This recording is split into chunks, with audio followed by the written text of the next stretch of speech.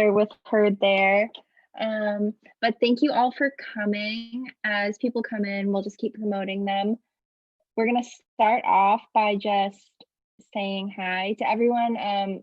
We can see you all on the screen, so feel free to turn your video on if you're comfortable. If not, that's okay. Just like every other meeting, you can raise your hand or unmute yourself to ask a question when it comes time. We're gonna start off with announcements. So Carol, I believe you wanted to make an announcement about the voting project that we're working on. So feel free to do that now. Sure. And I guess as sort of an elder, I also just want to say I'm so glad you're here. It's been a hell of a week. It's actually been a hell of a 4 years, but I just really wanted to make note of today.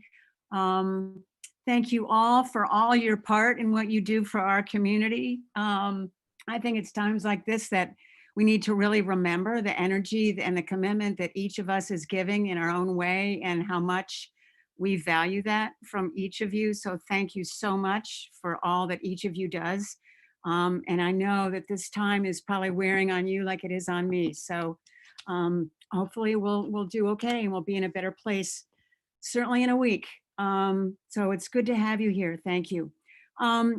So Hannah is our representative to the All Wards group that is working on planning a mayoral forum, hopefully pretty soon, hopefully the first or second week of February. It's going to be a Zoom event again. What Aden Haji, who is our school board commissioner in Ward 8, he and I, with others, including Hannah, are working on providing, again, an avenue for our non-English speaking or folks who are more comfortable in their native language that's not English. We're working on ways to publish and have them participate in that forum so that they can ask questions and listen and be part of it live. So we're working on that.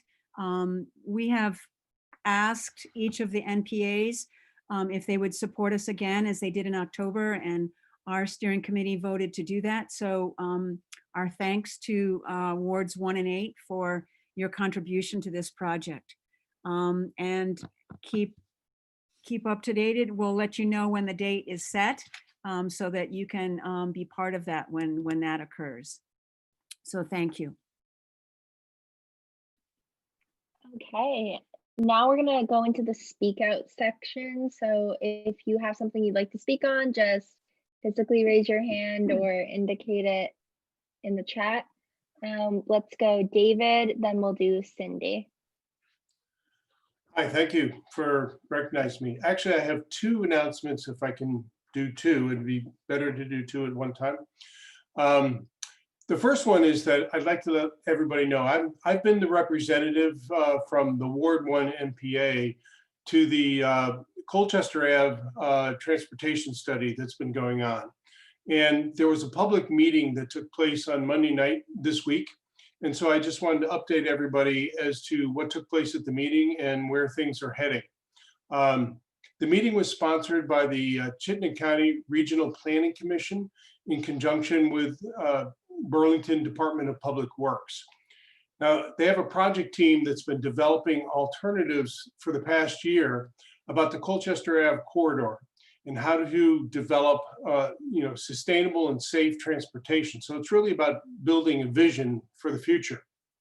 The project team, as I said, has been building these alternatives and has done a lot of work. There's an advisory committee. They've been meeting with local businesses such as Campus Kitchen and other stakeholders such as the fire department. So it's it's slowed down a little bit because of COVID, but over the past year, they've really come up with some pretty refined alternatives for the corridor. So just to be clear, the study doesn't mean that this project is going to be implemented immediately. It really is about offering a direction that the city would pursue. So this last Monday night, there was a meeting of 33 people. from the public that participated, and there were 8 members of the project team that were there. As I mentioned, there are alternatives that we're looking at as to what is the best way to achieve safety and improve the corridor over time. These alternatives were compared on criteria such as cost, impact, safety, and other benefits. Now, within this short time period here, I can't go into all the details about what these alternatives are. But one of the things that was kind of nice about this meeting is they gave the participants an opportunity they polled the participants on how they felt about these alternatives. And I can say that there was a strong preference to create raised and separated bike lanes for the Colchester Ave corridor. And there was also a strong preference to preserve some on-street parking in the section of Colchester Avenue between East Ave and Greenmount Cemetery. The other element, and one of the major elements of the study, is taking a look at the intersection of East Ave and Colchester Ave. And once again, there was a strong preference. It's a high crash site at that area. And one of the reasons it's a high crash site is because East Ave doesn't come in at a perpendicular angle to Colchester Ave. And so there was a high preference to be able to better align that intersection, certainly with signaling and other things that would make bicycling and pedestrian more safe. There's also a proposal to consider a roundabout for that location. So there was kind of preferences for both those things, the aligning the intersection and or supporting a roundabout for them. So at this point, the study team is going to reconvene next month. The advisory committee will be coming back together to further review these options. And the ultimate aim is to get a preferred recommendation going to City Council. Now, so to this group, what I would recommend, this is actually kind of an important piece of, an important time to have input. One of the things the Chittenden County Regional Planning Commission has done is all of these documents are on the website, but of particular importance, the presentation that was made on Monday night is there. And there's also a video. So if you don't want to download a presentation, you can actually watch a video of the presentation. So if you go to the Chittenden County Regional Planning Commission website, look for the Colchester Ave Bikeways, Parking and Intersection Safety. You can either download the presentation or view the video. And what's most important is if you have opinions about what should be going on in the corridor, send an email into the project team. And all that information is on the site because they're going to be collecting public comment till January 25th. Also, I'm happy to talk with anybody, any of the neighbors about the project if you'd like. My email is dcawley@me.com. And I guess I'd encourage you to check it out. This study is really going to set the stage for Colchester Ave development for many years to come. And your opinion will make a difference. So it can help the neighborhood and help the planet. So that's the Colchester Ave safety study. The other announcement I wanted to make is that I'm also involved in working with the Old East End. And we've come together as a neighborhood to start really offer some winter activities at Szymanska Park.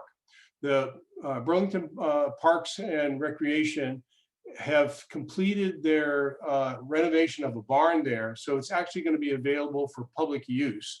We're going to be able to open up the barn on some Saturdays, January 30th, the 13th of February, and the 27th of February. And we're helping to sponsor in a COVID-safe fashion outdoor activities. So there's going to be a story walk for kids. There'll be some sledding and cross-country skiing and snowshoeing. We've created a walkway through the woods. There's going to be some nature trails and nature walks for people to go on. We'll have some music. So all of this will be socially distanced activity. And it's just, and actually we got a grant that we've been working with from the AARP Vermont, as well as the UVM Office of Student and Community Relations. So we thank them. And we just hope this has been a tough year, as we said in the beginning, and maybe this is a chance to be able to kind of fight the winter blues and come together in a COVID safe fashion as a community. So you'll see some postings on Front Porch Forum. The events are listed there. We're also looking for some volunteers that can help with signage and preparing for the events and helping to staff the events. So any support that you're interested in providing would be great. And those are my two announcements. Thank you, David, so much for all your work. Yes, thank you. Now, Cindy, I think you were in speaking order for Speak Out next. Oh, you're muted.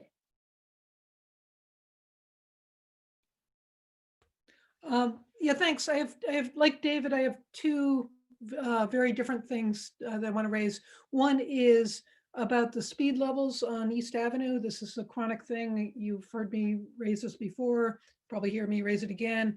I would love to have DPW and the police department respond, hopefully at the next NPA meeting, about the concerns that a lot of my neighbors have asked me to raise regarding the really high speed levels on East Avenue.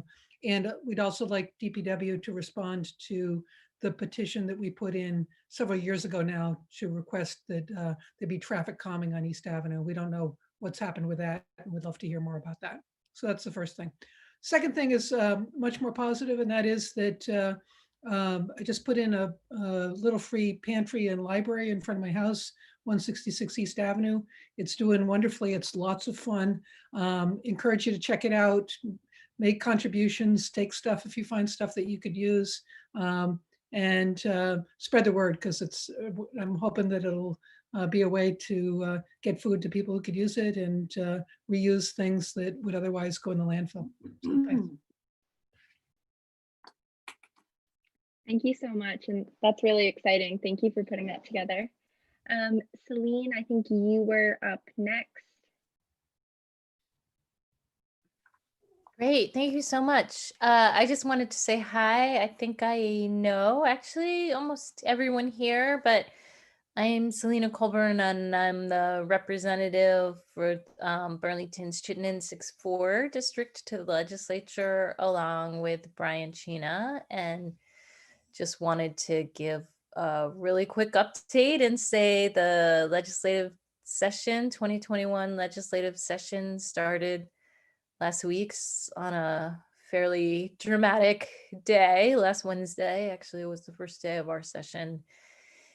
And I just want to make myself available to folks, and I'll try to come to these meetings when I can, but can't always make it, but want to make sure that people know that they can reach out to me, that I'm happy to come for, and be scheduled for more time. And I'm sure the same is true of my district mate, Brian Chena, if you'd like to hear more from us. And just give a quick update to say that although it's actually not typical to have taken action right at the start of a legislative session, we did take a couple of actions in the last week. So we passed a resolution on the second day of our legislative session, actually calling on the president to resign or be removed from office. And that actually had quite broad tripartisan support in the Vermont House and Senate. There were a handful of folks who voted against it, but we passed that kind of immediately after the attack on the Capitol. And then this week we passed a bill to ensure that municipalities could have some flexibility about how to conduct their town meeting day work and necessary votes, and a little bit less important for Burlington because we have, we vote at the ballot box, but as you know, around the state, there's a long-standing tradition for many communities of meeting in person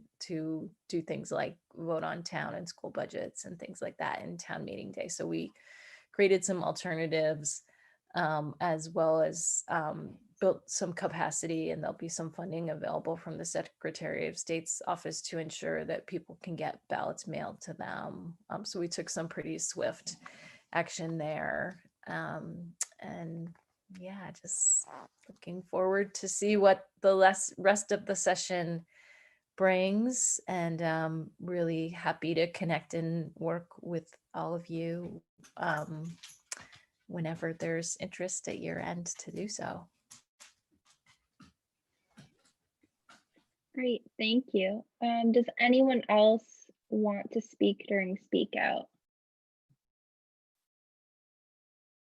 Seeing no hands, we'll go forward. Next is our council update. So whoever wants to go first, feel free to jump in. Yeah, thank you. I'm happy to go first.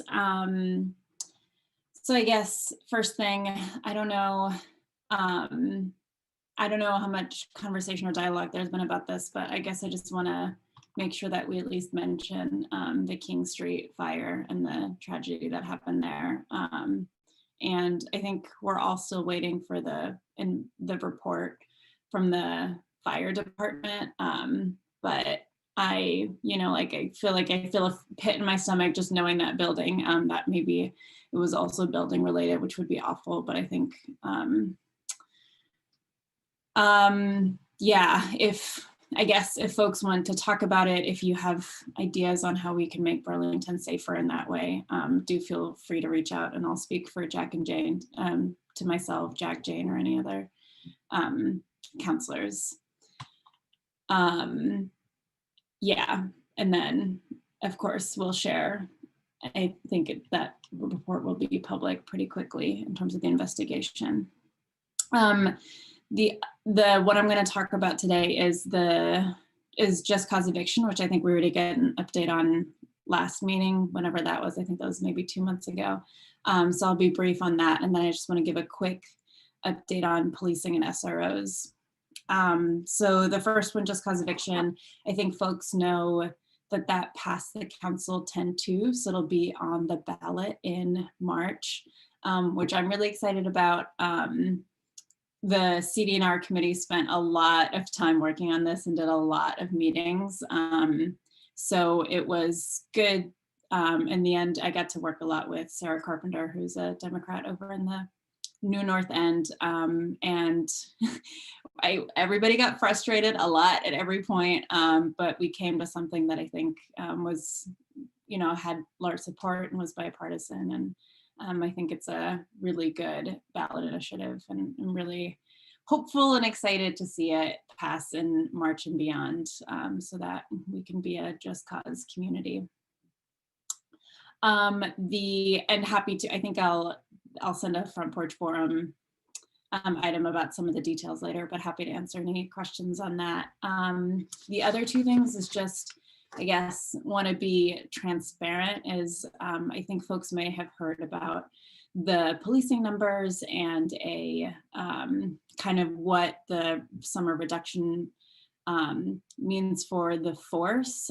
So Max Tracy, the council president, and I have been having kind of offline meetings with Muriel Weinberger and Kyle Dotson, the director of police transformation, to talk about that issue. Just so folks know where I stand on it, I'm not an advocate of raising the uniformed officers again. I think there's other workarounds we can do, such as having more community service officers who are more engaged in non-conflict kind of activities, and community service liaisons. So we're kind of working on a pilot type of activity, for the next, to kind of give some more capacity in terms of what folks want to see without necessarily having more armed officers permitted in Burlington. And then the SROs, I'm not going to talk too much about it because I don't want to steal the SRO task force thunder, but over the last, I don't even know, 3 months now. We've been meeting weekly on Wednesdays, so just before this meeting, to talk about the school resource officers in the Burlington School District.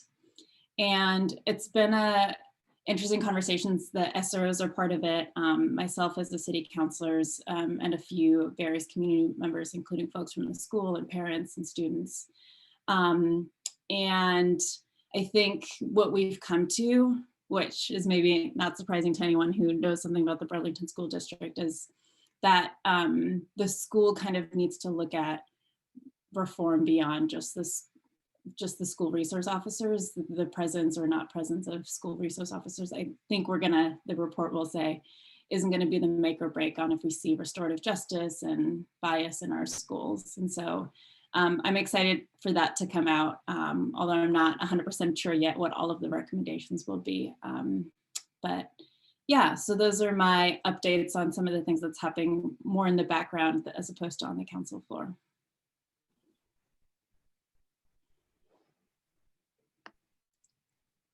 Yeah, Tom. Yeah, just a couple of quick questions. One is on the just cause eviction, that the ballot item. Are there differences that have come up recently that were, well, are there items different on that ballot item than what you described to us, I guess, in November?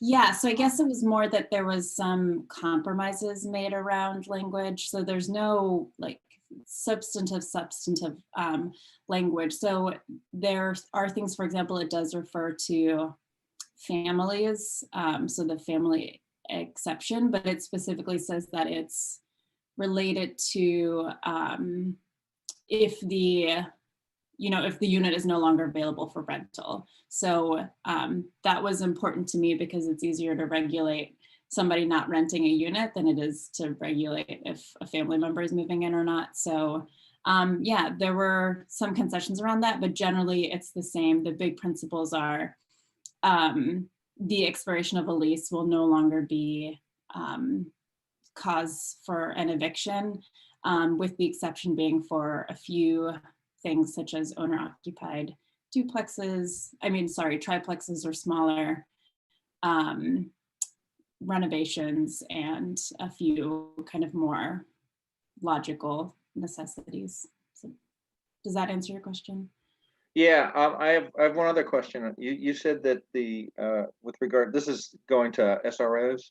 You said that the reforms that are needed are going to be greater than SRO. Are you talking about just school security generally, or school discipline, or?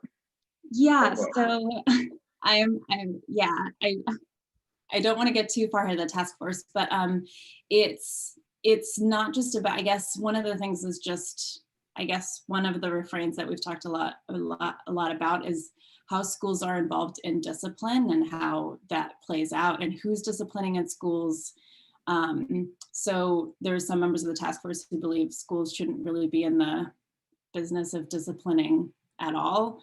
And then others, just like looking at other models, it's like, why are principals who are often the least engaged with the student and know the students the least and have the least chance for intervening, kind of the ones who hand out the harshest discipline, our suspension rates and how they tend to be focused on BIPOC and students with disabilities. So it's really looking at much more of like the school has a restorative justice approach that they've been starting to implement over the past few years.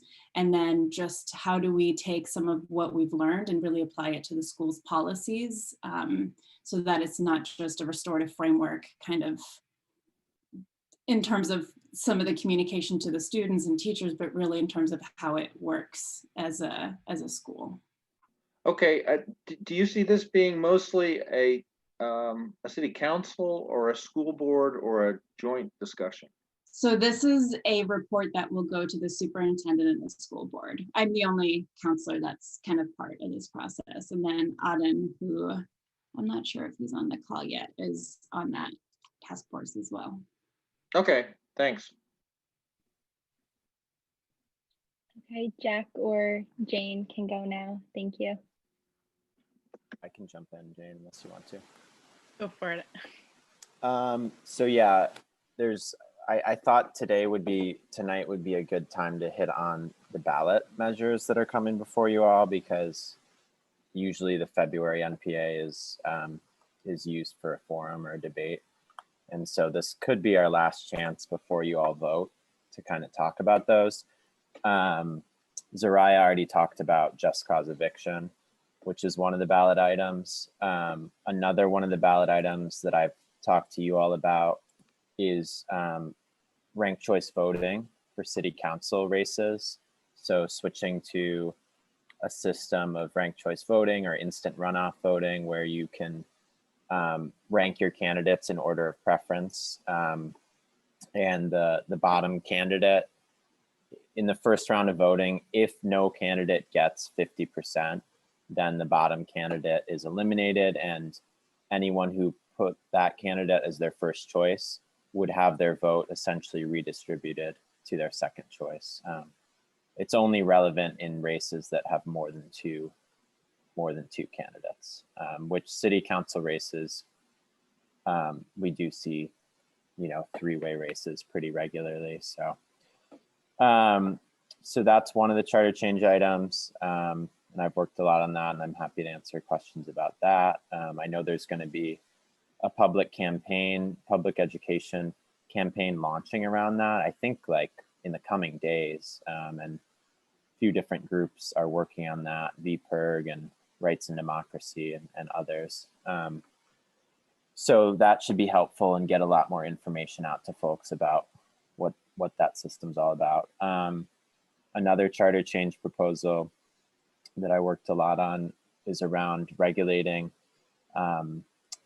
thermal energy systems in buildings. So buildings are the second leading source of greenhouse gas emissions in Burlington after transportation.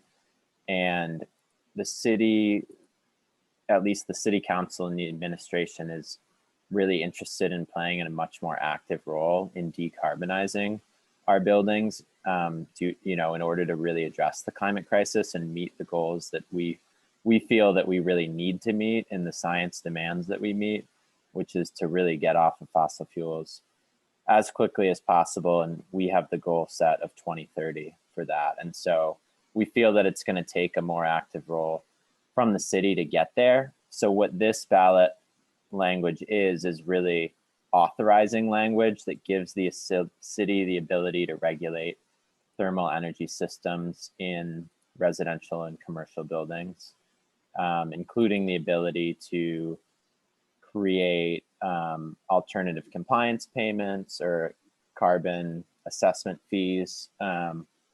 And if there were any sort of carbon fee that were to be imposed, that would have to go back to the voters again, specific to that proposal before being implemented. So even if we get this authorization, we still couldn't go ahead and do any sort of carbon tax type of policy unless, again, it went back to the voters. So that's kind of just broad enabling or authorizing language, and then policy development would come out of that if voters approve and if the legislature approves that charter change.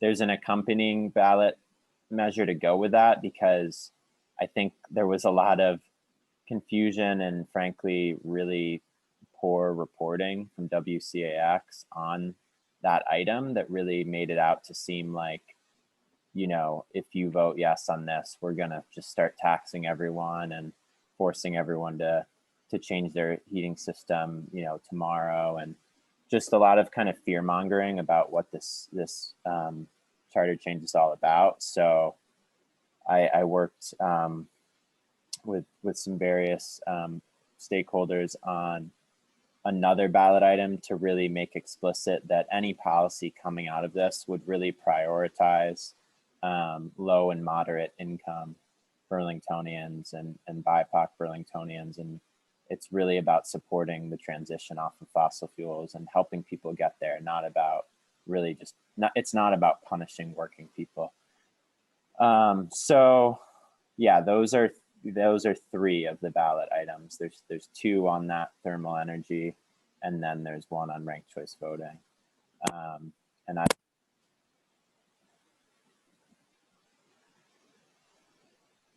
think we lost your audio, Jack.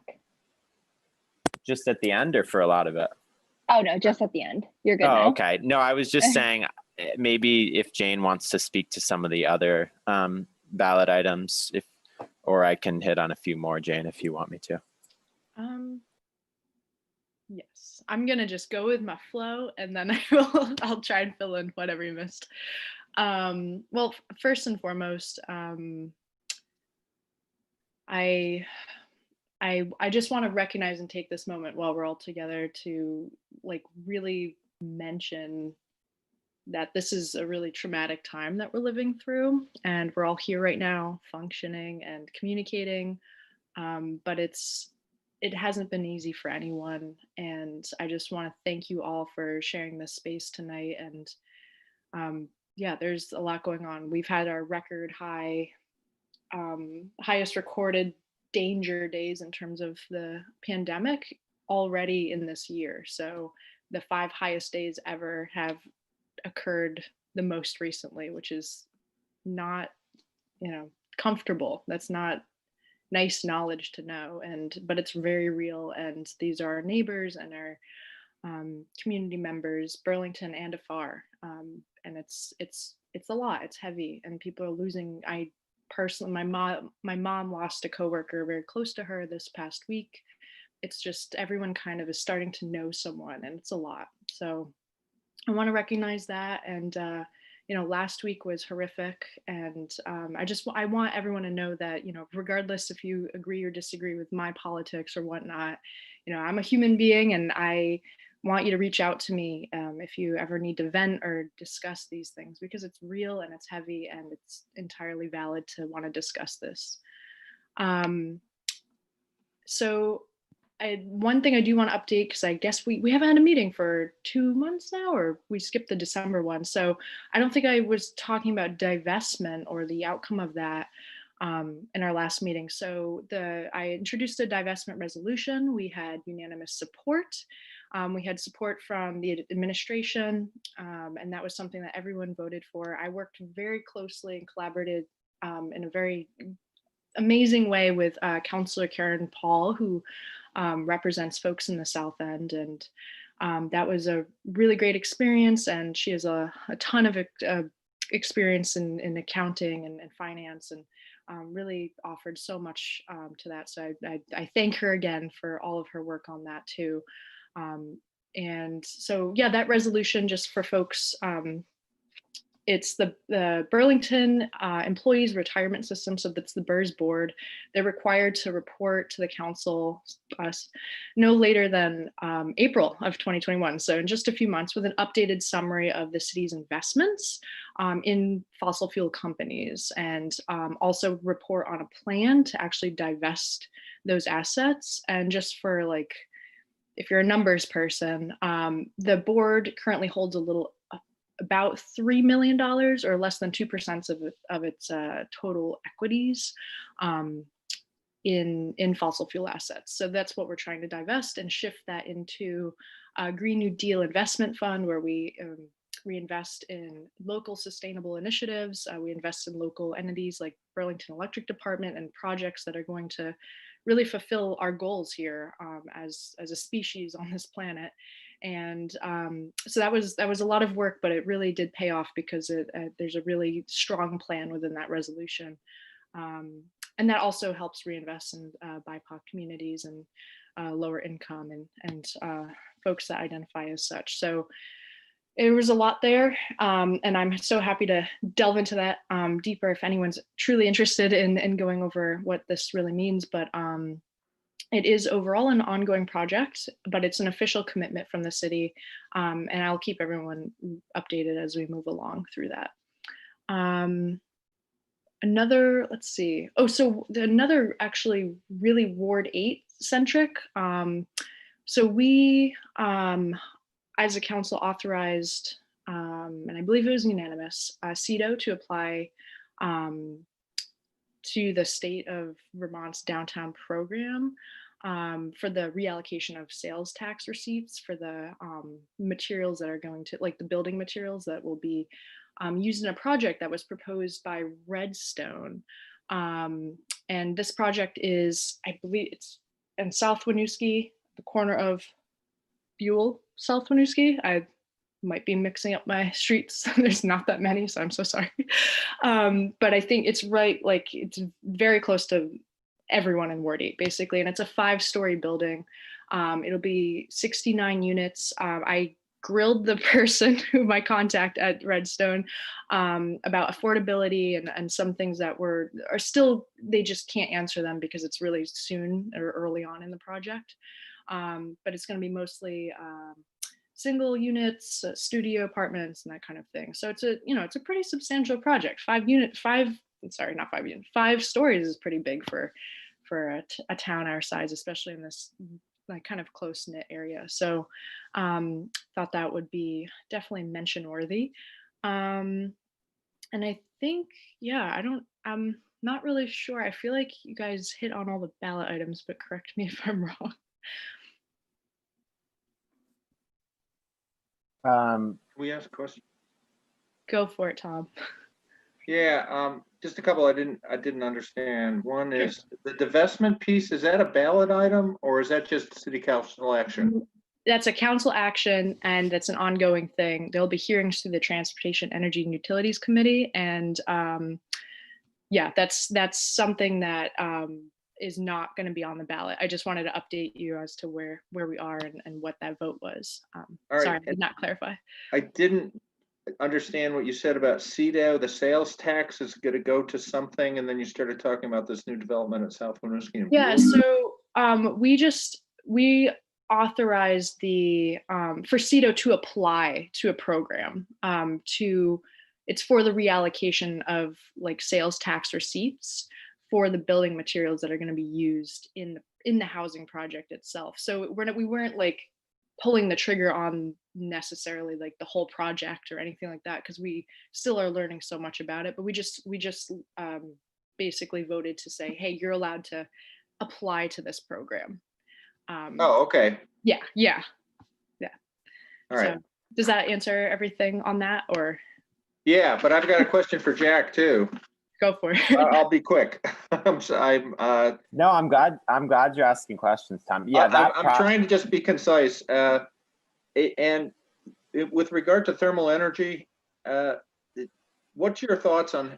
I mean, in Burlington, a large percentage of the people live in rental units, so they don't own the units that they live in. Do you have some thoughts on how landlords will be encouraged to go away from fossil fuels? Yeah, I mean well, first of all, thanks Tom for asking these questions. I think it's great to have a little dialogue, because often people don't ask, and I wonder what folks are thinking or wondering. So the first question, just going back to what you asked Jane about this development project. Yeah, it's basically a state program to encourage development in downtowns. And so they give a tax incentive, and the city's jointly applying with the developer for that. It's a really interesting project. I'm sure we'll hear more about it at future NPAs and talk more about it. But anyways, so in terms of rental units and heating systems, so this policy really couples with another policy that many of us have been working on to require landlords to meet certain energy efficiency thresholds in rental units.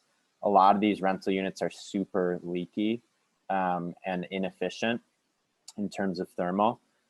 And so that policy is actually moving forward. It's been a slow grind, but tomorrow night we have a draft ordinance before us in the ordinance committee that we're looking at. So it's actually, that policy is really moving along. And I think the two go hand in hand, because if you're gonna, for electric heat pumps, for example, which is one of the main technologies that people switch over to if they get rid of gas heating, for electric heat pumps, you need a good building envelope. You need a tight building envelope. And so if we can get these rental units better weatherized, it positions us for more of those units to be able to switch off of fossil fuels. But yeah, this policy authorization that we're voting on, this charter change authorization, would give the city the ability to regulate all residential and commercial buildings. And so we could regulate both rentals and owner occupied.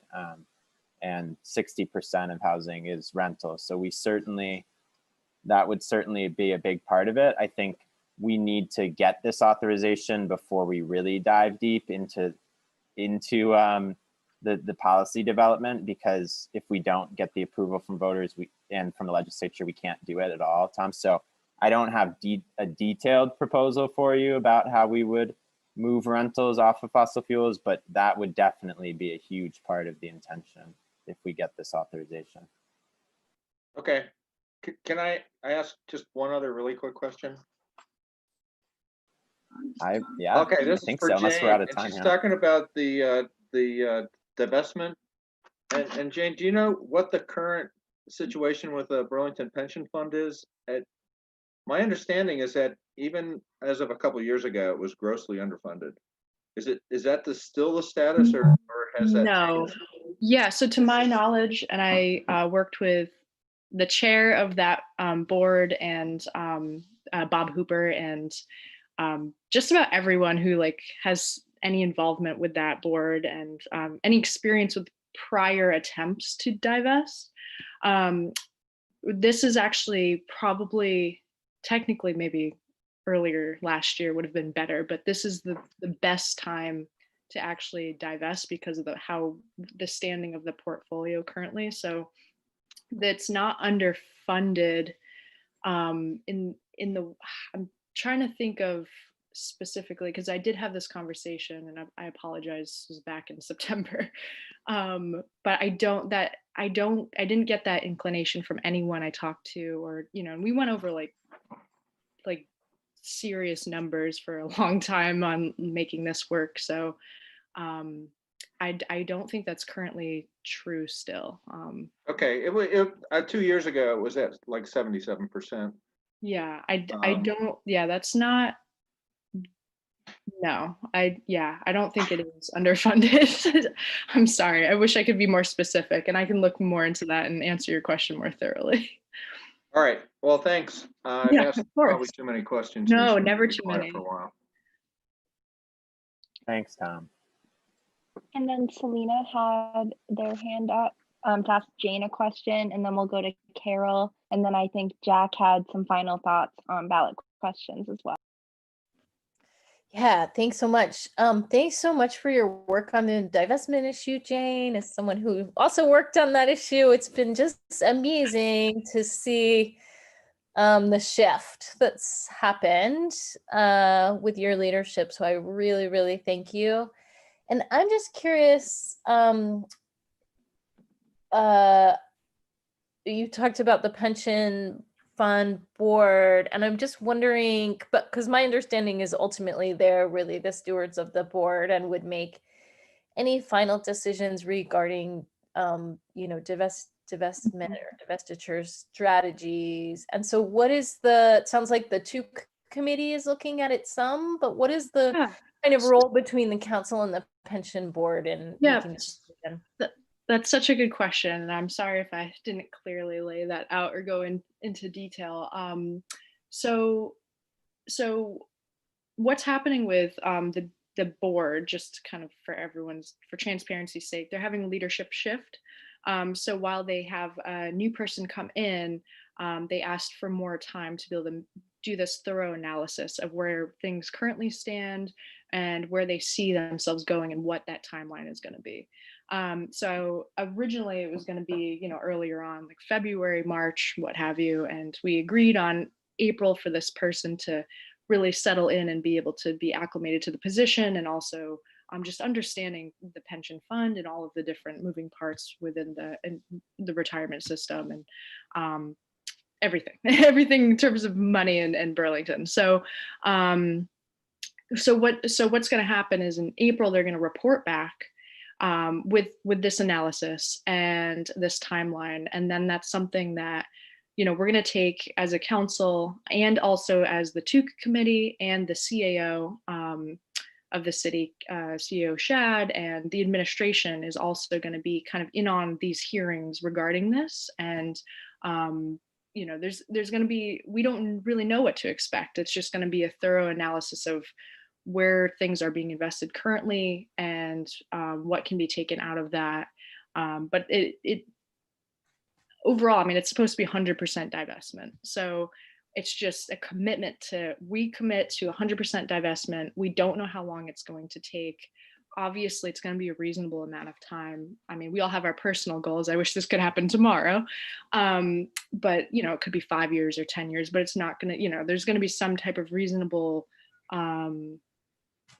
shift, I guess, in terms of timeline on that front. So that's where we are at. So it's going to be something that kind of needs to be, like, in a very healthy way, kind of babysat in terms of the committee and the hearings and whatnot. And there's going to be different things coming to council through this, but hopefully things happen soon and quickly, and that's a shared goal amongst myself, counselors on the other side of the aisle, the board, and you know, we even had a lot of statewide support in terms of folks being interested in this happening sooner rather than later, because it's just better for our entire economy. So, and for people who are going to be really dependent on these pensions once that time comes for them. So we want that healthy portfolio. And we want that, I want people to have a healthy retirement amount coming in. That's a fair thing to want. So that's kind of where we're at with this. It's kind of a very fluid thing, but there's that commitment. Great, thank you so much. And thanks for your work. It's really great. Yeah, absolutely. Thank you. Carol, I think you had your hand raised. Yeah, just very quickly, the Redstone development proposal, we actually were scheduled to have Tucker Helmus make that presentation tonight, and they informed us last week that they weren't quite ready. So it is on our docket, and hearing your questions and concerns just flags for the steering committee that we will continue to pursue having them come hopefully soon to give their presentation. Great. Now, Jack, if you have any final comments on the ballot questions, feel free to go. Thanks, Hannah. Yeah, I had forgotten until you mentioned that. Yeah, I think the only one that we didn't get to or didn't mention that's going to be on the ballot for you to decide is around the airport commission and giving Winooski a seat on the airport commission. I think the F-35s makes it hopefully obvious why they would want, and in my opinion, deserve a seat on that board. They are very much affected by airport operations. So I'm hoping that one will pass pretty easily. And then, yeah, Carol, I second what you said, and that's great that they're going to be coming on that project soon. Okay, great. Thank you all for those updates. Now we're going to go into the school commission presentation and update. So Aden, and I don't know if Kathy's on, but feel free to jump in. All right, great. Thank you, Hannah. Kathy's actually not here today. She's in another meeting, but I have the quick presentation that the superintendent gave to us about budget development. So I'm just going to be sharing my screen.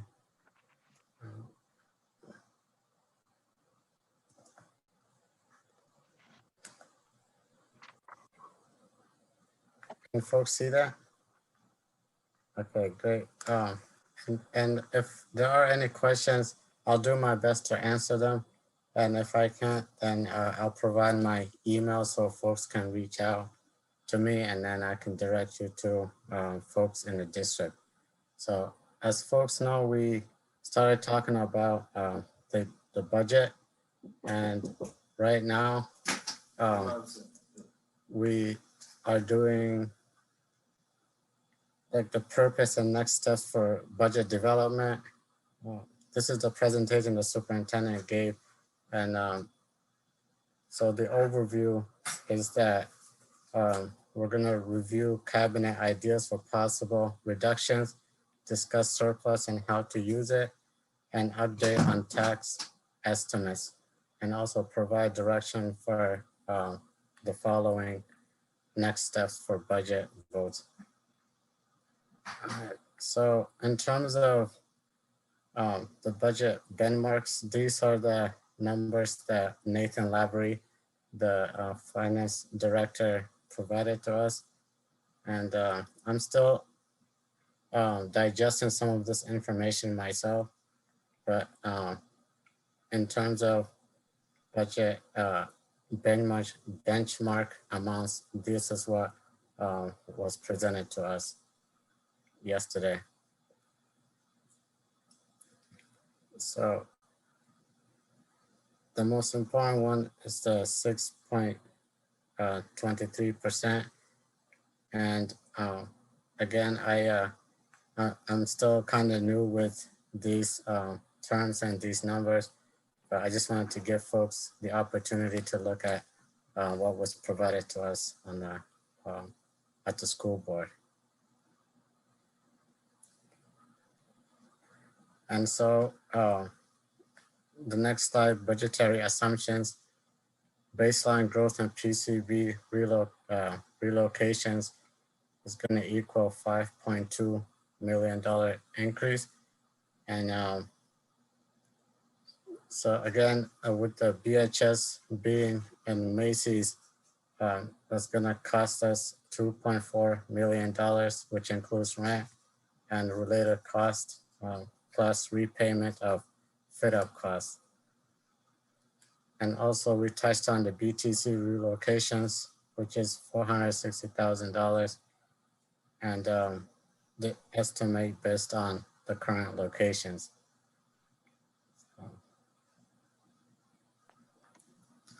And a large part of the conversation was looking for savings, and some of the things that came up was line item budget reviews. So the actual spendings, the spending trends and assumptions and projections. And also they requested reduction ideas from principals and directors. The next couple of slides discuss those reduction ideas. And the first one is the operating reductions. So this is what the finance director, Nathan Lavery, suggested for the meeting. So total savings, $1 million. And I'm really excited about this next part for the budget additions, which is for the increased communication and support for multilingual families. They allocated $120,000 for the ELL program, which I think is a really huge need in terms of making sure we continue to expand the services for our multilingual students and families. And then another 100,000 for the strategic plan implementation. And again, if folks have any questions, I'll do my best to answer, but I'll also provide my email so we can contact respective representatives in the district. And the principals and administration, the cabinet overall had these ideas for reductions. So the three ideas that was presented was to eliminate vacant para positions, as well as some central office and department budgets, and reduce elementary lunch and supervision budget. So these were the three ideas that came up from a meeting that the superintendent had with the cabinets. So altogether, they come up to $360,000 in total reductions.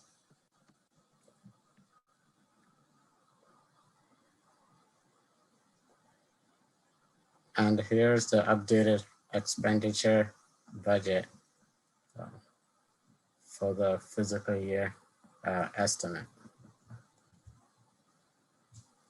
I think this is the most important slide from the presentation. So.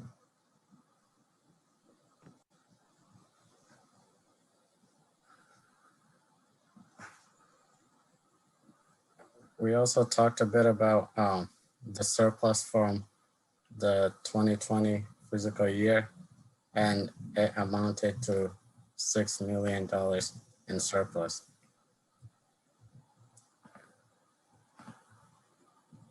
And those were the two points that came out of the surplus for the 6 million. So.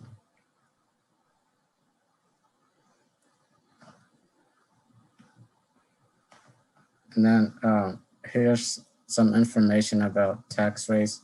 And I'm still like digesting some of this information myself, but these are the terms that came up from the presentation.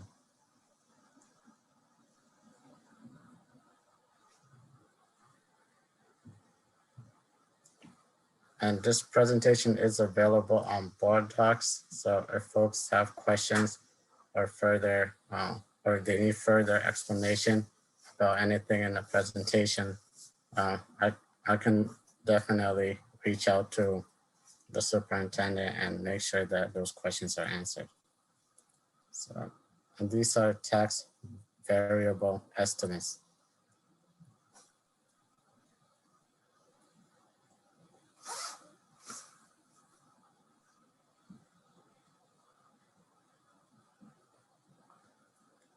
And we also had a chance to look at tax scenarios.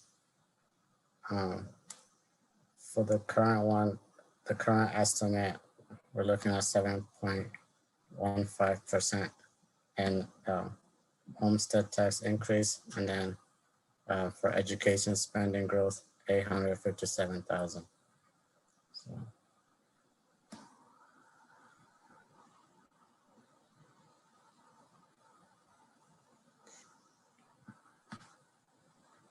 So these are some important summary takeaways.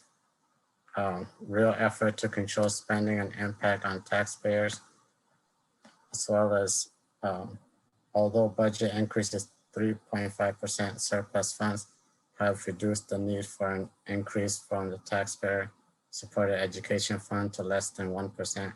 However, factors of BSD control result in tax rate increase of 6.75%.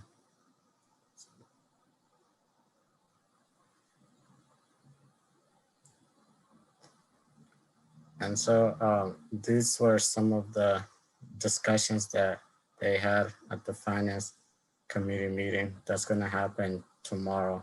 If folks are available, they can come to ask more questions. And this is our budget development timeline.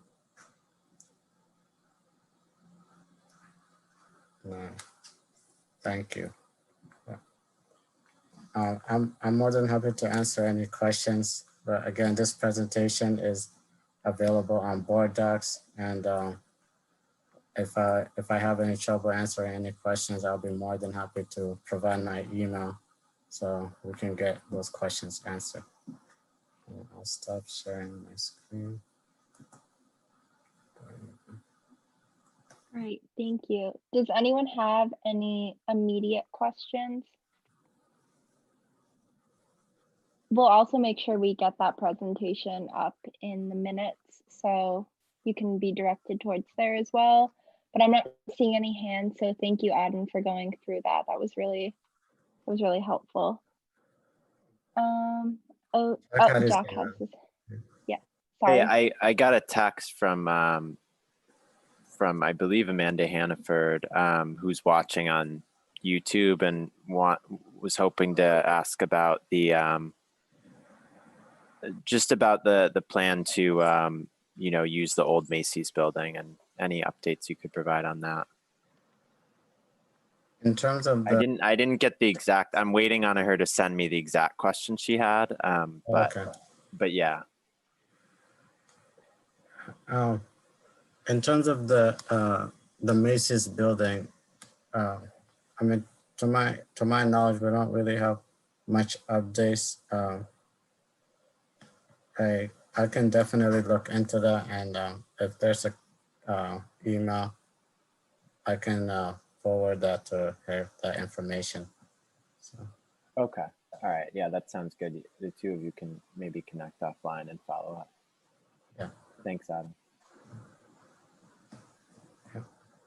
Great, thank you.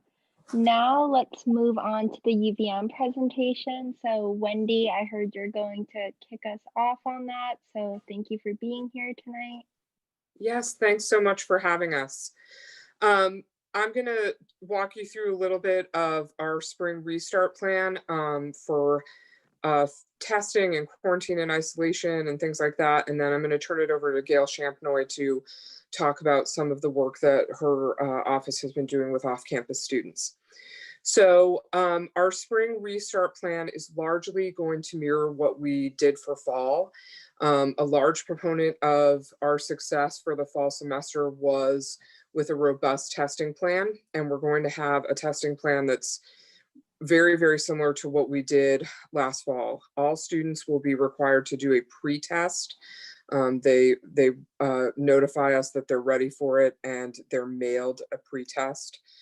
They take that before they come to campus. UVM and the Vermont Department of Health receive those results, as do the students, and anyone who has a positive test will be required to stay at home for the recommended quarantine time from CDC and until they have a check from their doctor releasing them to come back to campus. So the pretest was really pivotal in helping us make sure that we were not bringing students who were asymptomatic with virus back onto campus. So we're going to be doing that again. We will test students once they arrive at day 0, test them again at day 7, and then all students will be required to do weekly testing for the rest of the semester moving forward. So it's very similar. I think we learned some good lessons when we put our Davis Testing Center up in the fall. We know that we, for example, have many students who like to test on Mondays. That's a heavy day. So we have the appropriate amount of staff for those times and have sort of gotten the testing piece down to a science. So we're feeling very comfortable and happy with that. In terms of quarantine and isolation, students who need to quarantine on campus will be able to come. We will have a dorm space set up for an on-campus quarantine. In the governor's guidance for higher education, he stated that students may not return to Vermont before January 15th. The first UVM students who will be coming back to do their on-campus quarantine will be starting to come back on the 18th of January. That'll be a small number of student leaders, et cetera. And then the following week, we'll have more students coming back for their on-campus quarantine. Once again, we'll have space that's allocated for quarantine and isolation should students become ill when they're on campus. And we can ramp up our capacity on that as needed. So we're feeling confident about that also. Students will again be required to sign a green and gold promise, which, as all of you know, requires them to adhere to city, state, and UVM regulations about their behavior regarding COVID-19. It's slightly modified this time to reflect some changes that the governor's office made in their return to campus guidelines. And students will have to go through the process of signing that again. It's not relayed from one semester to the next.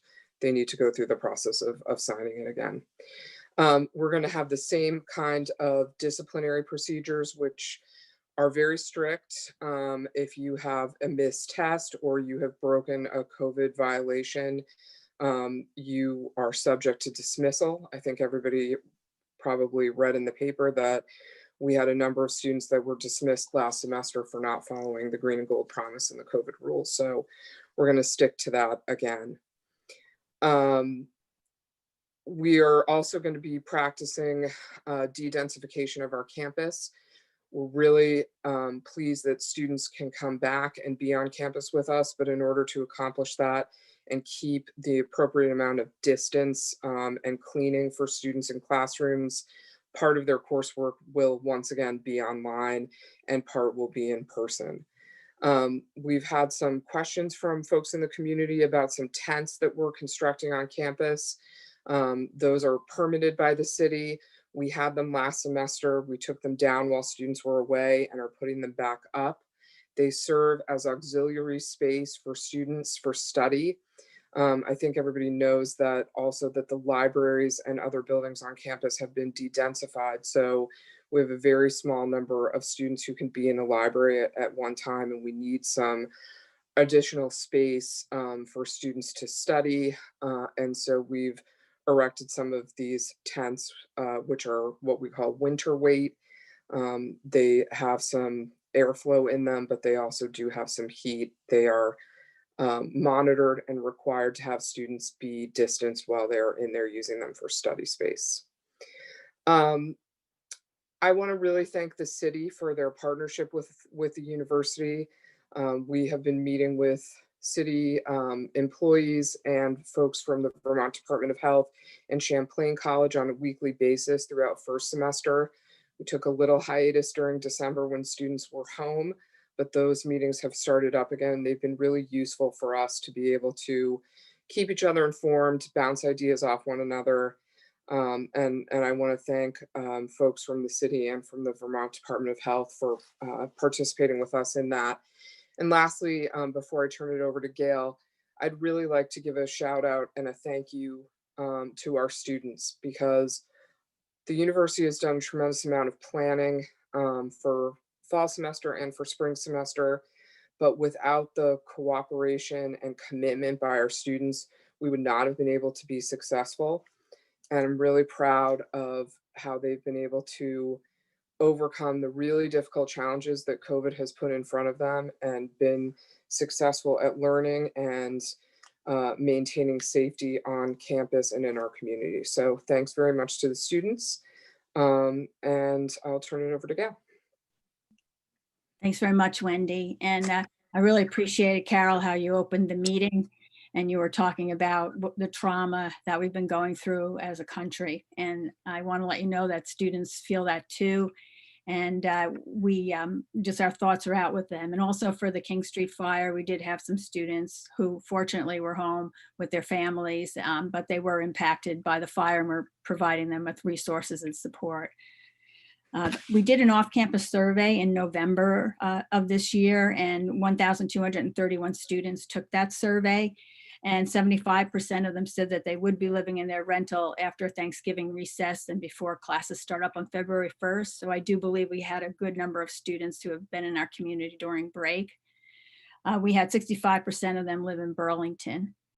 And we also checked in on financial issues for them. So for food insecurity, we had 30% of students feeling that, 27% for rent and 23% for utilities. That's a little down from our April-March survey numbers, which are in the 40s, but it's still, it's about 10% higher than it was pre-COVID. So we have a lot of students struggling, as a lot of other people are as well, with financial issues. And we do provide them with a lot of support and resources, and the Burlington Resource and Recovery site has been a real asset, and it's been kept up to date. So we make sure that we send that out on a regular basis. Also, a lot of mental health issues. So when we asked if COVID-19 has negatively impacted your mental health, yes, we're 58%, and sometimes was 32%. And the top 3 reasons why were stress or anxiety was number 1. Then loneliness or isolation was number 2, and disappointment or sadness was number 3. Most of them, as Wendy alluded to, have been paying attention to all the COVID regulations. And one example is 99% wear their masks in public. So we wanted to check in on them about that. We also wanted to check in about roommates and guests, and a high percentage of them do have roommates and guests who had been following all the regulations. Right now, it's been changed back to you can't have guests. It can only be your own household. So we're getting that information out as well because of the current spike. But we'll keep on top of all the new government from both the state and the city regulations around that. And we want to meet the expressed needs that we found out in the survey. So in addition to our website has also a list of resources. We've been doing door-to-door food drop-offs. We did one in Thanksgiving, and now we're doing one with the graduate students. Make sure that students who sign up get a bag of food that could carry them through at least 2 weeks. And then we have been doing our off-campus life newsletter has been going out. It used to go out once a month. It's been going out weekly. And again, providing resource support, students being able to tell their stories to other students about how they got through quarantine or how they're making it their way through this very, very difficult time. And then we also are very concentrating on community connection because of the isolation pieces. And so we do give out neighborhood grants. And as Dave Cawley mentioned earlier, we're very happy to support the Winter Loot events. And it's incredible what that group is doing. And they have 3 dates, and the amount of work that's gone in and the amount of community that came together to support it. So kudos to the old East End Neighborhood Coalition for all it's doing to develop community and connection in that area of the city. And then we're having a snow person contest, and that'll take place on Isham, Loomis, and Hickok Street. We did a pumpkin contest, and it was such a delight to go on the street and see pumpkins up and down that have been decorated, and we gave out prizes. And again, it's for people to see that we're not alone. We can be connected. We can have some joy during this difficult time. And we hope the same, seeing all the snow people up and down the streets decorated will have an uplifting feel to it. And then also we're doing a snow shovel pop-up event on Hickok Street. We did it 2 years ago on Isham. It was very popular. We delivered free snow shovels and then hot chocolate and hand warmers. And someone who lived on the street when there was a big storm came out and made it more festive. So it'll be more festive, but COVID style, of course. And for other things that we've been paying attention to, when there have been issues in neighborhoods, we're finding it successful if we go door to door and leave a little notice of it. So when we had open pits, fires in the summer, people, we don't assume the worst of people. We assume maybe they didn't know, but the neighborhood asked for our help. So we went door to door, and after that, there were no more open pit fires. We had to do the same when people were putting compost in their recycling bins. And we went to the neighborhoods that we were asked by the city to help with. And after that, I checked in with the city, and they said they hadn't had that problem after that. So we are finding different ways to reach out and connect that have had some good results. And we'll continue to do that. So if you do have issues specific to a neighborhood, just ask us for our help. We're happy to get out there and pass out information. And then for incidents and city violations, we did in August had instituted an incident report form on our website. And there were 110 incidents reported and responded to from our office. And those are letters that detail what we learned. Also reminding people that no one wants to be responsible for causing the death of someone else by not following COVID regulations. We're really open, transparent, and honest with our students that we are all need to take care of one another, and we got really good results. We got apology letters. We got students who asked us for help managing their household because it was a roommate or a guest they had issues with. So I feel pretty good about the response from that. And not all of them were students. In the summertime, we don't have student addresses like we do now. And so I wrote all the letters to current residents, and they came in the mail. And one thing I did notice too is people are opening their mail. So that's another technique that we know that we can continue to use. And the incident report will stay on our site. So, and I can share that incident reporting form with everyone as well. We have a mapping group process where we take a look at all of the incidents in the city that for calls for services and for violations. And we work in partnership with code enforcement and with the Burlington Police Department and with several UVM offices to take a look, and that comes every week. And since from June 1st of 2020 to January 1st of 2021, there were only 6 noise violation tickets given to UVM students in that period of time. We also had 3 or more calls for services. There were 18 properties. And I have been addressing calls for services, again, with letters and contacting landlords. And I have to say, landlords have been enormously responsive during this time. When I've contacted them, they said, we'll talk to the tenants. Some have laminated the COVID regulations and put them up in their apartment houses. And we sent them the posters to do that. I just feel I've been really, really good partners. And it's a desire for the city to be safe and to care for one another. And I really feel that in my conversations that I've had with them. We also started a UVM Student Ambassadors Program, and we have 14 students, and we have the Student Government Association President and Vice President who also joined that group. And they helped us distribute over 600 welcome bags in the community to new student residents. And it had our off-campus guide so that they were understood landlord-tenant law and they understand city regulations. And we also had COVID flyers in there as well with those regulations. And just wanted to welcome them and also follow up if they knew who to follow up with if they had any issues off campus. And then we are continuing with our ambassadors to do neighborhood community building events. So hopefully, Dave, we can get you lots of volunteers for the Winterlude events and also for them to carry out the events that we'll be doing in the community. And I will continue to go through our survey, off-campus survey results. And if we notice problems in particular areas of the city, again, try to do concentrated outreach. And also hope to continue some conversations with the Community and Economic Development Office, because a lot of our neighborhoods are in transition right now. And some have called our office asking for help and wondering what we did to build community in different neighborhoods. And I feel like the infrastructure for that, let's keep working on that. I do feel from a lot of people that some great things are happening with the little libraries and the food pantries developing in all these neighborhoods. It's been so positive, and other ways in which we can be there for one another, especially with the overwhelmingness of what we're faced with. So again, happy to answer any questions. Great. Thank you so much, Gail and Wendy, for all of your work. Does anyone have any questions? Yeah. Okay, Tom. Hey, go. hi Gail, this is Tom. Hey, I think you're doing a great job. My wife and I were somewhat concerned about what was going to happen last fall, and you really just hit a home run as far as I'm concerned. The student mask, they've shamed me into wearing a mask where I don't think I really had to when I'm walking alone on a sidewalk, but now I do. Thank you, Tom. So. And just a comment from like the student side of it, I think that UVM did a really great job at putting out material that was constructive and positive and wanted us to participate in your programs and wearing a mask rather than like shaming, which I think hasn't always been done well in the past.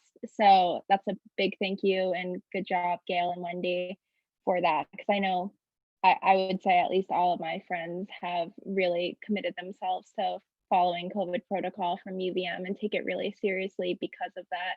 And they don't want to disappoint the UVM or Burlington communities. Great, thank you. That's great feedback, thanks. Okay, thank you both. I think we'll move on to Tom. I think you wanted to report out on something, and then we'll move on to the water department presentation. Yeah, let me figure out how I can share something here.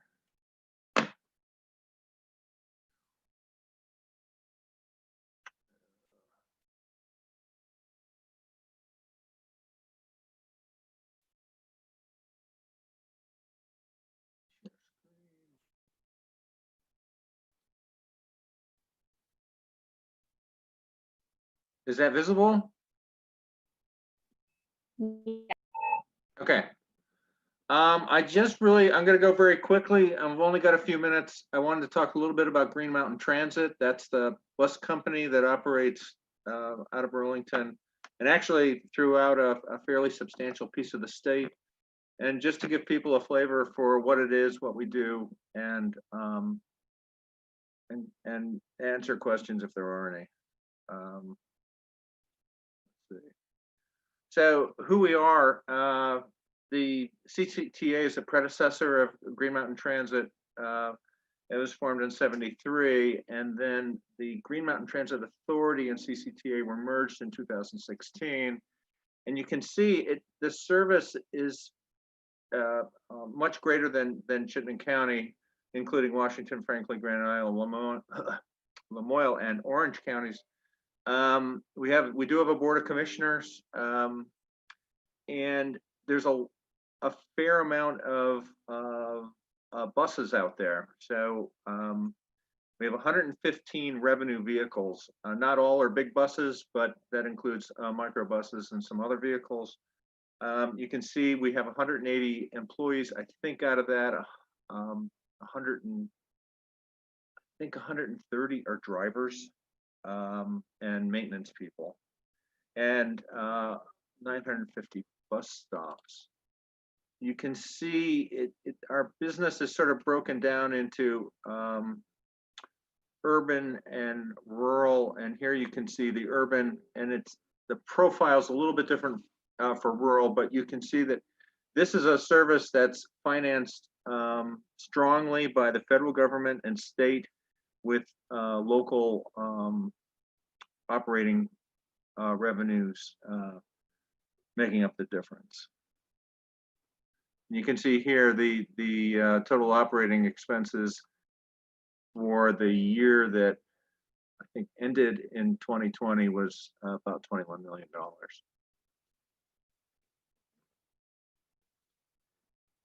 The types of service provided, I mean, most people, they see the buses driving around the city, so those are fixed routes. There's also commuter links from a number of cities into Burlington and also to Montpelier, and that's not the whole list, but those are probably the ones that I'm most familiar with.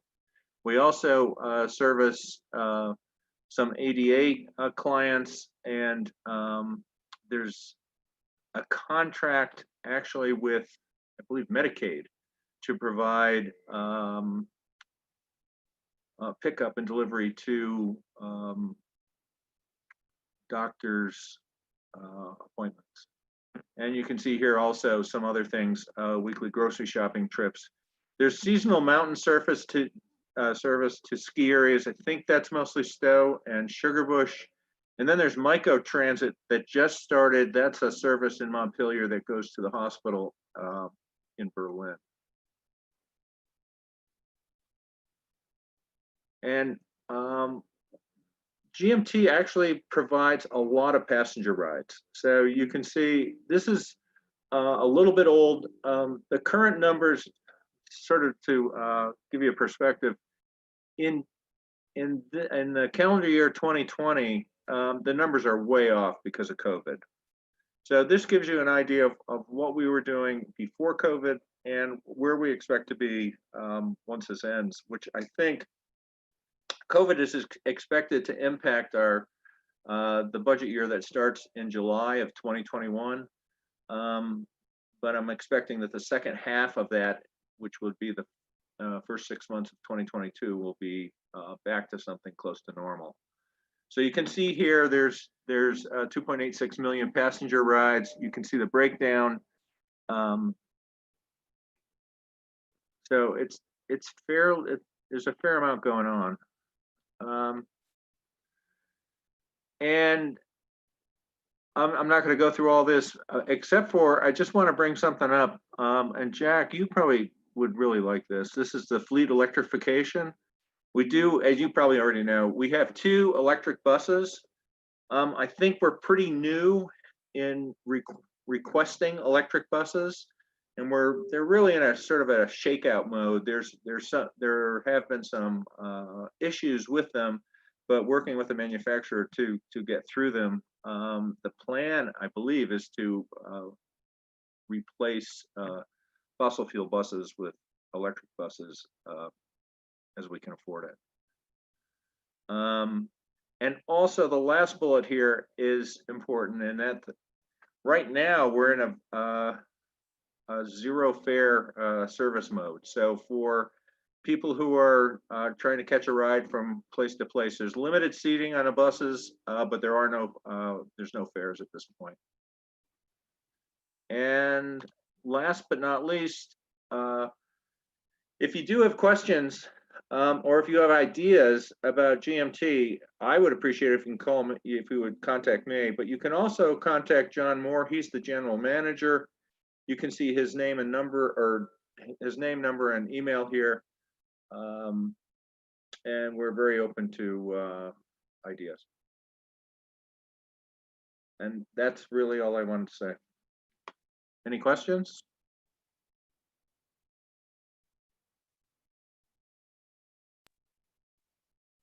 Does anyone have any? Carol? Yes. And I know it's just, I think, Jack, you've mentioned this sometimes too, but what would, and maybe this is opening a huge discussion, but what would it take you guys to have a no fare bus system in as a routine? I mean, is that a goal worth looking at? Is that even possible? How would that work? It's a worthwhile goal, but at this point, when we look at our budget moving forward, we can't balance our books without having fares. But if there may be, it is something that we'd like to do, but right now about 10% of our operating budget is through fares. Only 10%. Yeah. Wow. Jack? Right. And Carol, your reaction is, I think, exactly sort of the opportunity that we have. The fact that it is such a small slice. I'm involved. I'm actually getting on a call tomorrow with Rob Kidd from the Sierra Club, and there is a push right now at the state level for the state to provide the funding for transit agencies to be, in order to replace that fare revenue and enable the transit agencies to go fare free. And there's actually a lot of movement already with VTrans, the Agency of Transportation for the state, on doing that for the coming fiscal year, which would kind of help normalize it post-COVID. So I think there's actually a lot of hope, Carol, that in Vermont that we're moving towards that statewide fare-free system. I think the hardest is the urban, the GMT, because it's the most expensive. But I do think there's movement, and let me know if you're interested in getting involved with kind of advocating for that at the state level. Yeah, I'm very interested.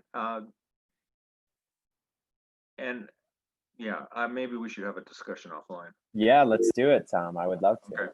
I would love to. Okay. Carol, that's all I got.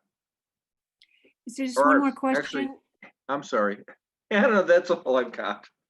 I just have a quick question, Tom. Yeah. So I know there was some reorganization of routes, Yes. probably with the idea of trying to increase ridership.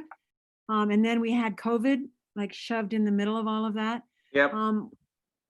Is ridership improved because of the routing, or what are we doing to try to increase people riding the bus? I think, well, ridership is way down because of COVID. So I don't think that the route changes. I think it's really hard to figure out how those changes are motivating people to ride. Yeah. So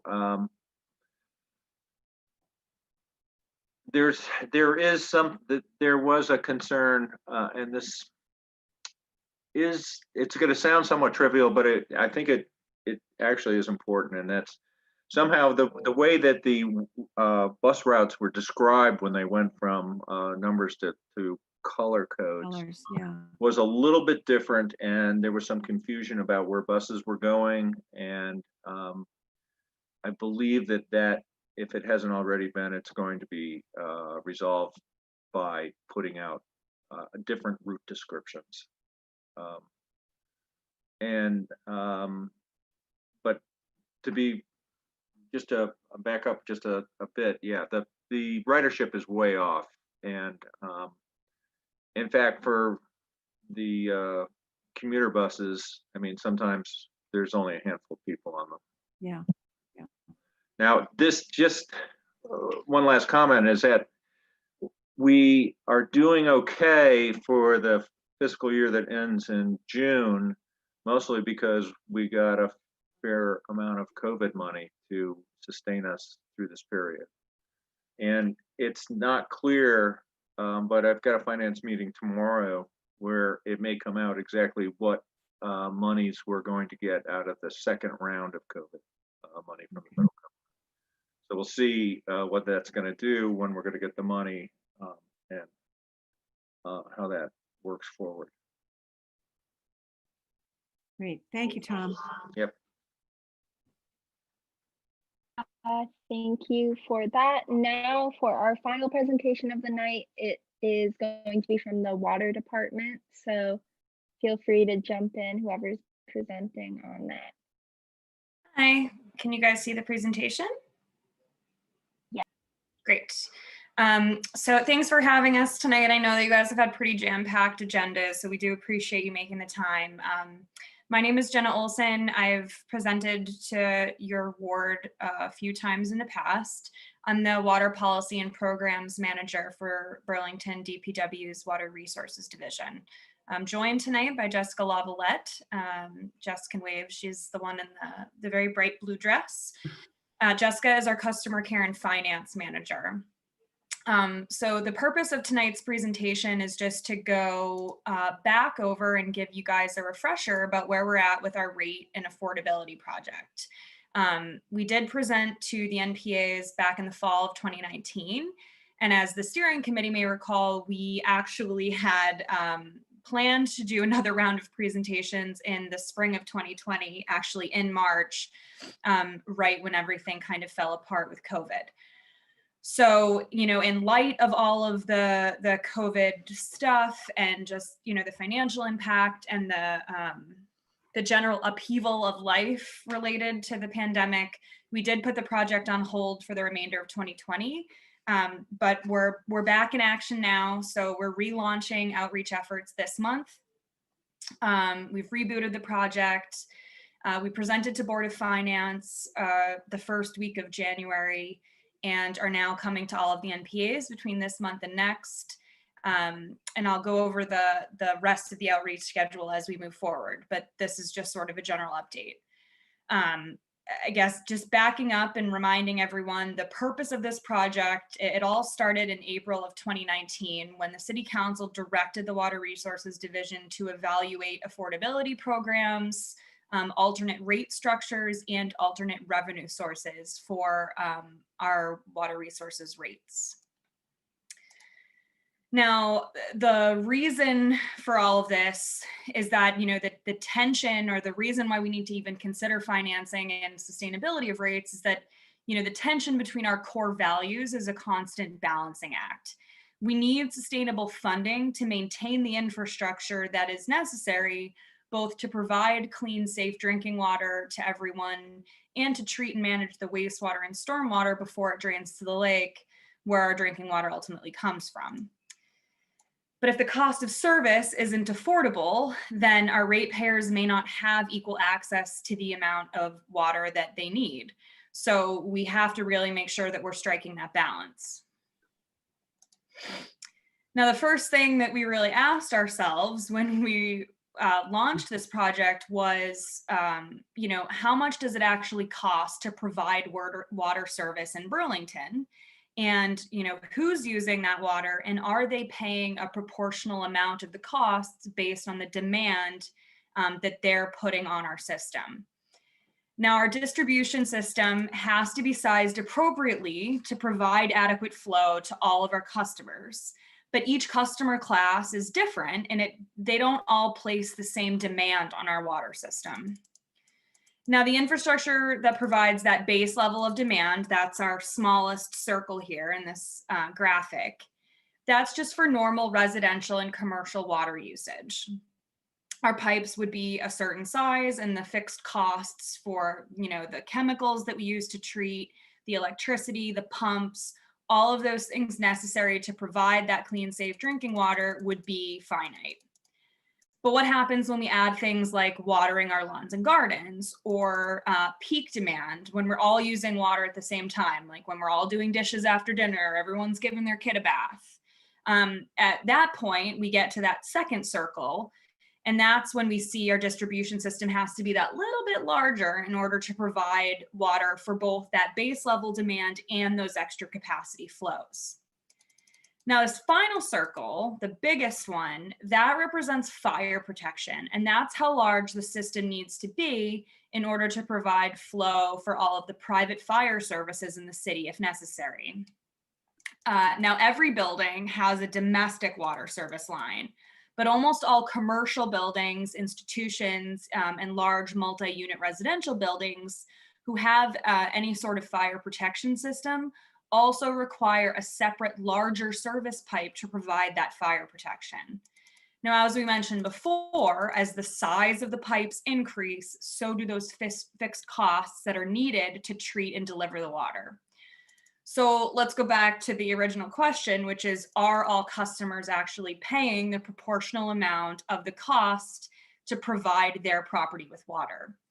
The answer right now is no, because everyone in Burlington pays the same amount, the same rate, even though certain customer classes require our distribution network to be inherently larger, and they're the ones who benefit from it. So I'm going to hand it over to Jess, and she's just going to go over the proposed rate and policy changes that we've made, and give some general information on, what sort of customer impacts can be expected here. Thank you, Jenna. My name is Jessica Lavalette, and I am the Customer Care and Finance Manager for Burlington Water Resources. I'm here to discuss our proposed rate and policy changes, fee changes, along with some estimated customer impacts and what opportunities exist for our residents to further reduce their bills. It's a fair bit of information, and we don't expect you to remember everything tonight, so we'll be happy to answer any questions you might have at the end. And there'll also be a slide with our project webpage, contact information, and key dates about the upcoming outreach. We have 6 proposed rate and policy changes that are all considered standard best practice within the water utility industry. And additionally, these changes support our goals of ensuring the affordability of water while improving the financial health, sustainability, and revenue stability of the funds. These changes are also meant to help ensure our customer classes are paying for services in a manner equitable to the burden they place on the system. The items in green that you see are adjustments or additions to our proposals made since last March in an effort to mitigate the impact on commercial customers while still maintaining affordability benefits for our residential customers. These changes are in direct response to the economic hardship caused by the pandemic. So the first one you see here is fixed charges by meter size.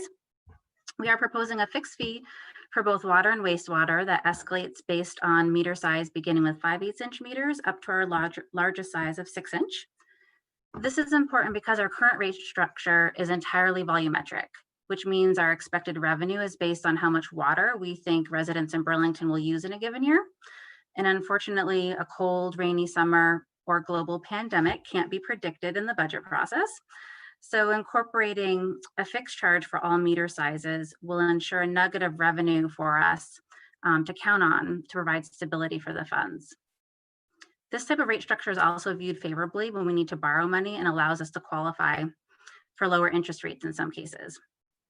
One of the modifications in green here that you see is a reduction in the amount of the fixed fee charge. We were able to achieve a lower charge by modifying the calculation basis along with the target percentage of our cost recovery. We move to the next one. So lifeline rate tier. So here we have, we currently have a uniform rate structure, as Jenna may have mentioned, where everyone is charged the same amount per 100 cubic foot, which is equivalent to 748 gallons. The introduction of a lifeline rate allows us to define the water needed for essential life activities as 400 cubic feet and charge less for usage under that threshold, which we are calling tier 1. Essential water usage is comprised of activities like drinking, cooking, bathing. We chose a threshold of 400 cubic feet because it's the median usage in Burlington. And any water consumed above that tier 1 threshold would be charged at a higher tier 2 rate. Now, if we go to class-based rates here, The strain each customer class places on our water system infrastructure is inherently different, as we learned. So we are proposing different rates based on customer type. There are two reasons why it doesn't make sense to continue charging all customers the same rate. One, as previously mentioned, the cost of providing service is not the same for everyone. And two, most multifamily properties would automatically fall into that tier 2 rate, which unfairly penalizes them by charging more. We also see a modification here from the original proposal, whereby commercial properties will now be charged the same rate as multifamily properties in an effort to recognize the negative impact the pandemic has likely had on their businesses. The irrigation rate, we are proposing a higher rate for water used solely for irrigation or cooling towers, but have allowed an exemption for community-based gardening initiatives like BACG or the Intervale. Private fire protection charges. This change introduces a monthly fee for customers with a private fire service or hydrant, which is standard across the country. This fee will escalate according to the diameter of the fire service pipe, and conceptually goes back to our cost of service analysis, where we are paying more to have a water system capable of serving should those properties need to use it. One of the changes here is that we have decided to phase the fee in over 5 years, which is a change from the original proposal where we had assessed the full fee in year 1. And the Water Resources Assistance Program. So this is the change I'm personally most excited about and believe has the potential to make a real difference in the lives of our customers. We're proposing to waive the fixed meter charge for residents of single-family properties who can demonstrate that they are at or below 185% of the federal property level. There is a whole slide later on dedicated to the details, but I wanted to mention it here. Also that we modified the proposal to now include any senior citizens living in single family homes, along with nonprofit housing developments providing affordable or senior living units, which is awesome. Okay, next slide, please. So what do these proposed rate and policy changes actually look like in practice? We can see here now that the fixed charges are assessed on all meter sizes. We have always assessed a fixed charge on meter sizes 1 inch or larger, but this will be the first time since 1996 that the 5/8 inch and the 3/4 inch meters will receive one. So you can see that right now 5/8 is 0, and it's proposed to move to $3.34 a month. And on the wastewater side, it looks like $4.68. If we move down to the volumetric rates, we can see that the single family residential volumetric rate was previously charged uniform rate of $4.44 per 100 cubic foot. But now we have the proposed 2-tier structure. So tier 1, or the lifeline rate, is for usage under 400 cubic feet and will be $2.49 per 100. And then tier 2 rate will apply on consumption over 400 cubic feet and will be $6.23 per 100. The threshold of 400 was chosen because it's the median usage in Burlington, and we prefer to use the median instead of average because a median is unaffected by outlier data points. In calendar year 2019, 54% of Burlington customers fell into this usage category of 400 cubic feet or less. This rate would also apply to separately metered duplexes and triplexes. So if a duplex has a water meter for each unit, then that property would qualify for the tiered system, but only if it only had 1 meter for both units, then it would fall under the multi-unit residential rate, which is a midway point between those 2 tiered rates. So to recap, all single family usage between 0 and 400 cubic feet would fall into tier 1, and any usage above 400 cubic feet would then be subject to that tier 2 rate.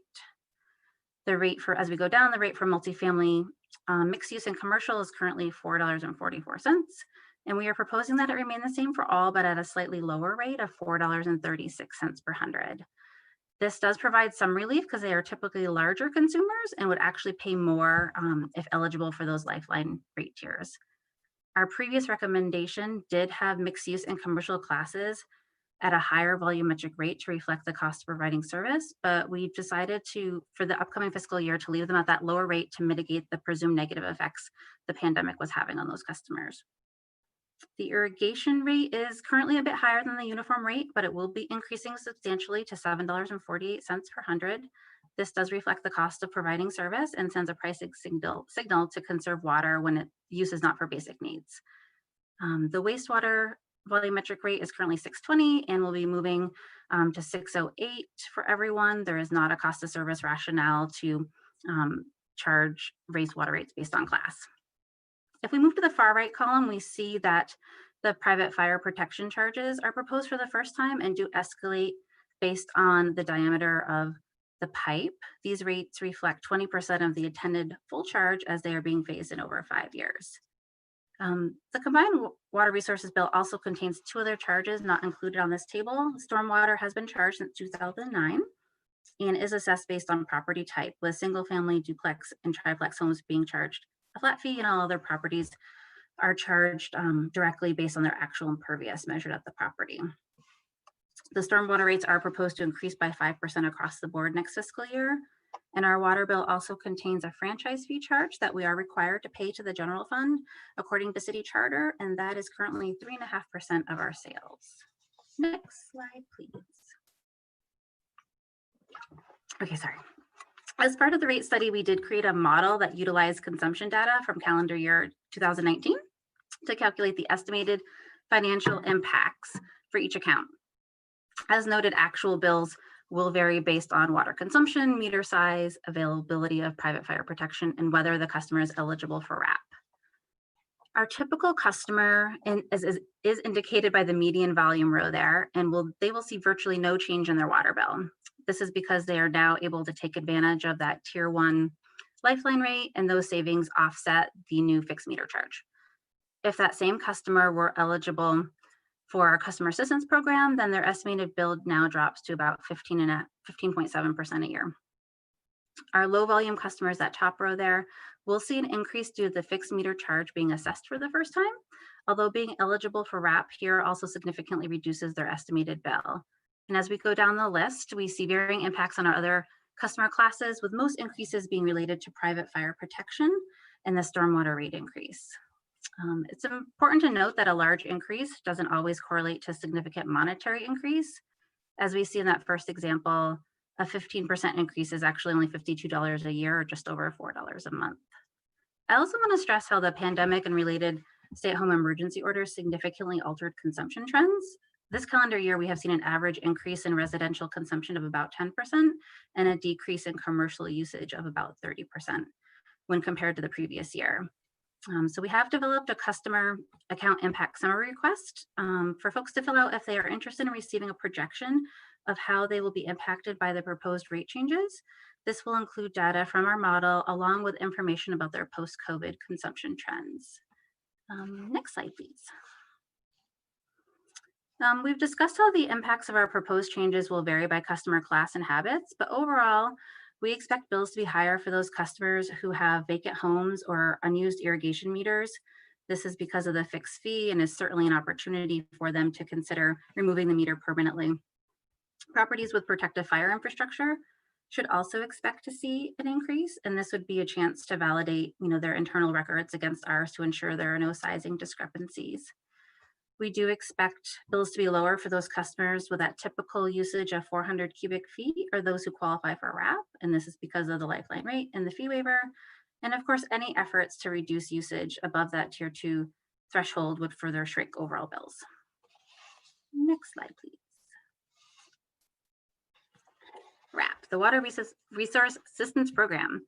So this will be the very first ratepayer assistance initiative for water resources. The goal here for us is to limit the administrative burden and costs associated with developing an income verification program. So we intend to leverage existing state and federal benefit programs as our qualifying criteria. So this means customers who already participate in programs like Lifeline or 3 Squares, Crisis Fuel, rental assistance through Section 8 can apply and simply use their proof of enrollment to be qualified for RAP for 1 year. Or in the case of senior citizens, providing proof of their age will meet that eligibility threshold. We are also open to adding qualifying programs to the rate assistance list and would encourage feedback about what other initiatives exist that we should consider. And looking towards the future, we have also begun developing some additional assistance programs that address infrastructure and conservation. So these proposals include offering grant funding for condition assessments of sewer laterals, efficiency rebates for installing appliances that conserve water, real-time water data monitoring, and free tools to implement stormwater management practices like rain barrels. These are definitely not going to be ready to roll out in July, but we are actively working towards them. And I'm sorry I talked so fast. And now back to Jenna Olson. Yes. So I realize we only have a few minutes left. Like I said earlier, our outreach steps are really happening between now and March. We'll be attending the NPAs, doing targeted notification to those customers that are in the classes that will be most impacted. We also maintain a robust online presence where customers, where anyone can review all of the presentations we've done to date. You can provide feedback on that page and also make that request to get the estimated account impact summary that Jess mentioned. The website is at the top of the page, and I will make sure that the steering committee has that link in case anybody wants it. Continuous improvement will be happening, March through July. That's where we'll be incorporating all the feedback from the outreach process, reviewing and responding to all of the impact summary requests, doing our ongoing QA/QC with the data and making all of the required updates that we have to do to our billing system, and then drafting that water resources affordability program policy and making all necessary adjustments to the city ordinance, which is chapter 31 is what governs us. Our approvals will be happening between April and June. So city council, we will be seeking city council approval of the rate and fee structure changes, including that water resources affordability program. And then shortly thereafter, we will then be requesting city council and mayoral approval of our fiscal year 22 budget and our rates for fiscal year 22. Implementation is planned to roll out effective starting July 1. That's the beginning of the city's fiscal year. And that would be then reflected in the bills that people would see in August. So at this point, again, we're more than happy to take a couple of questions if we have a few minutes. Otherwise, you can direct questions to Jess right now, or you can submit those impact summary requests on the website or provide any other feedback there. Does anyone have any questions? Okay. I'm not seeing any hands. So yeah, this same presentation will get input into the minutes, just like all of the others. So you'll be able to access it there. And then they put their contact information. So for anyone watching, you can reach out there, but thank you so much. Yeah, thank you for having me.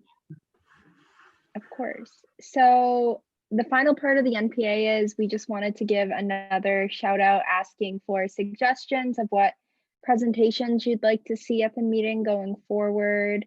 You can speak now and tell us, or feel free to reach out over email.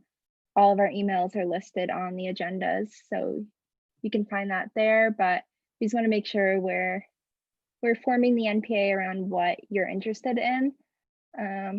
So if anyone has any suggestions now, you can share them. Yes, Dave.